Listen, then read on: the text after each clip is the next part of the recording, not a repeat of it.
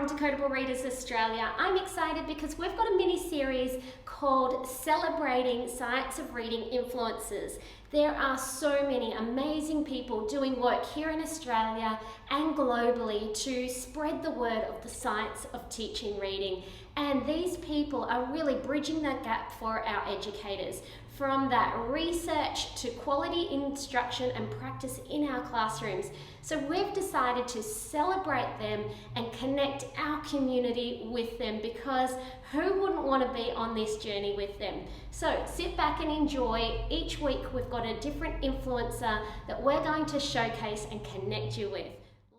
Today we celebrate the wonderful work of Dr. Pam Kastner, State Lead for Literacy Pennsylvania at PATTAN, the Reading League Pennsylvania's President, and National LETRS Trainer. Now, I'm very excited to welcome Pam Kastner, and today we're going to celebrate the influence that she is having on the reading science world. And I know, Pam, you have been a major influence in my journey, and there's such a know-like trust every time you share. It's pockets of gold. So thank you so much for coming on our show today. It's truly an honor to be here. Thank you so much.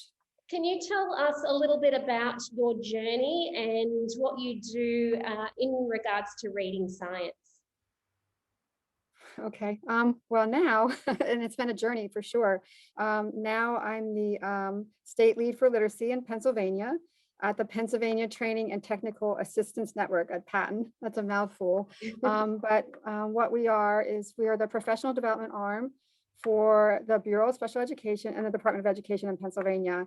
And as I said, I had the honor of serving as the state lead for literacy, and also the honor of serving as the Reading League Pennsylvania's president. So, but it's been a journey, and it's a journey I think as educators we're always on.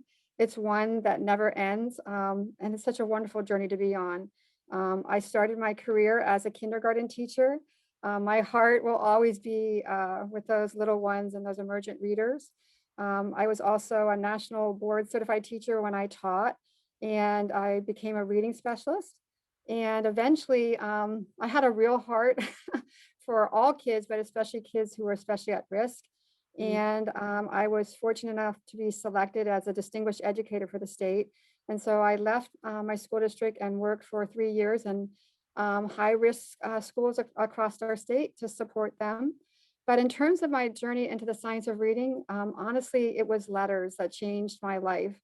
I hear that over and over again. I do have the honor of also being a national LETRS trainer, but I will say that LETRS is what changed my life. I'll be forever grateful to Dr. Louisa Moats and Dr. Carol Tolman, who are the authors of LETRS, and the influence that they have on my life. But like many educators, when I train LETRS too, I remember beginning to learn about the science of reading. And I say, I believe that many teachers, and I'll just include myself in this, we really go through like the 7 stages of grief. Why didn't anyone teach me this? You feel so guilty you can start thinking of all these kids that you were always you're puzzled about, like how I can't reach this one, and what is it? And then you find out, oh, it was you.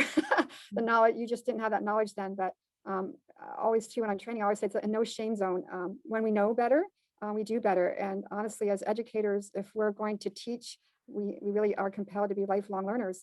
And so I'm forever grateful to have learned about the science of reading and to take part in it every day and contribute what I can, but also continue to learn with so many others. So it's been quite a journey, but LETRS is really where the journey began. And I think that is the same case for many people. Yeah, and to be honest, who you mentioned, Louisa Moats, Carol Tolman, and I put you in that category as well, because what they do very well is unpack reading science for educators in a simple way, but also linking the practical way. We know that cognitive science is driving this body of research, and some of the books that I've read are very technical, but what Louisa does, what Carol does, what you do, is really unpack that at an educator's level so that we can bridge that gap from reading science to the classroom. So can you tell us a little bit about how we really connect in with you? Okay. Well, besides my family, which is always, my first love, and I have 6 wonderful grandchildren: Lola, Layla, Leo, Lily, Louie, and then Daphne. I say I have a lot of L's in my life. I am on social media a lot. When I'm not with my family, I'm really doing everything I can to advance the science of reading. And honestly, social media has really been a way to connect with teachers and educators from all over the world. So I am on Twitter at Live to Learn, at LIV, the number 2, LEARN. And then I'm on Facebook quite a bit. If you come to my Facebook page, you'll have to see a lot of my grandkids, but also lots of literacy things. And I have, as you said, for quite a while now, I've been curating resources that I've just shifted over from a Padlet to a Wakelet, which is a very similar platform. And they're under different topic areas that are aligned to the science of reading. And I am pretty, as you know, very particular about the resources that are offered or the presentations that are offered on the Wakelets, so that everything there is trusted and aligned with the science of reading.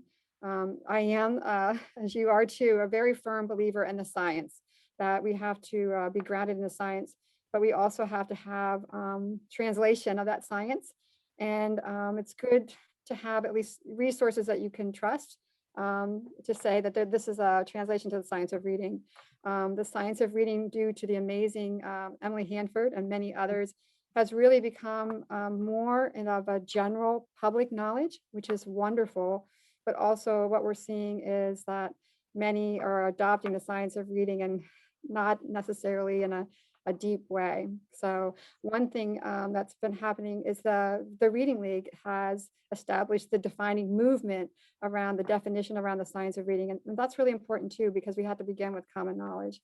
But the Wakelets are just my tiny way of contributing to the field. Yeah, and they're absolutely wonderful, because when we can access the right information from a trusted source, we know we're in the right area. There's just so much out there. It's like a rabbit warren now, and it's just being able to decipher what is the most current and what is really backed by the large body of research, rather than just small inquiries, or whether it is actually research based. So the know, like, trust factor is big when you're on this journey. So we want to really connect our community to your work. Now, I love the work from the Reading League. I saw that there was a spring symposium and with some great names, great researchers there. And we just love that you open that up to the world as well. Oh my gosh. Yes, Maria Murray and Heidi Bevan Curry and what they have done. And to launch the Reading League and what it's accomplished in such a short amount of time is just amazing. So it's a true honor to be a part of that work. Yeah, and what we'll do, Pam, is we'll put all of those details that you said, the Twitter, the Facebook, PATTAN, the Reading League, we'll put all of those details on this post when we post the video, just so we can connect the community to your community. But today, I just want to say a genuine thank you for the work that you've done. And from a personal point of view, the influence that you have on educators globally, not just over there in the US, but here in Australia, we know many of us are following along, and we really value the hard work that you put out. So thank you. It's completely my honor. And before we close, I just want to say thank you to all the teachers all over the world. So much of that is on my Wakelet is as a result of these amazing teachers that are just in there every day, committed to their students, attending things in the evening and after school, just really, really committed. So I do want to thank teachers across the world for their undying commitment to students. And it's just an honor to be a small part of their learning. So thank you so much. You're welcome. Thanks, Pam. And we'll connect very soon.